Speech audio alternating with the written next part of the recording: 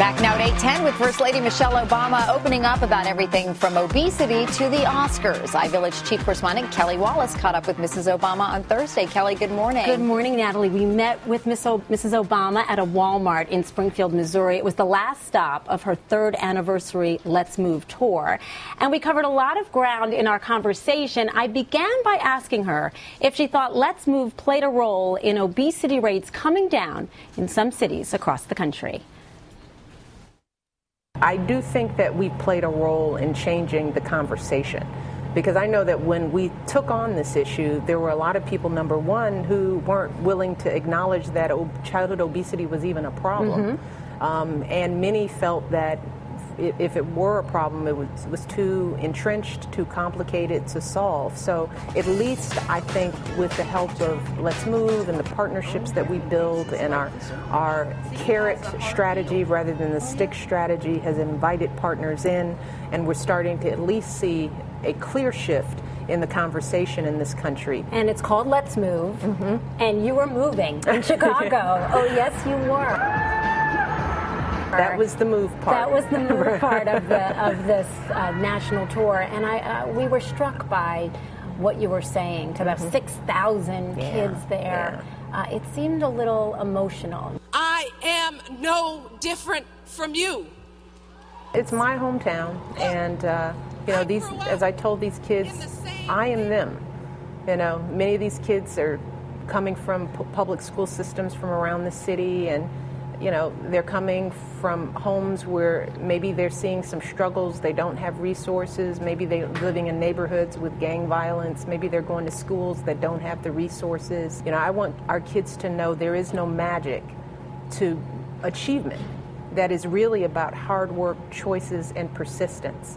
And at the core of that is making sure that our kids stay in school and understand that getting an education is the most important thing they can do for themselves. I mean, it was my ticket to opportunities that my parents never had.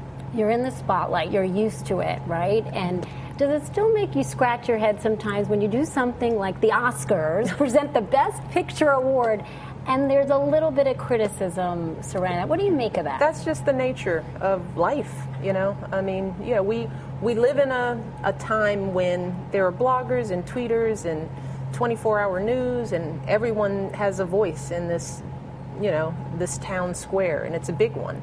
And it's good. Overall, it's good. But that means that at any point in a given time, somebody's not going to like what you do.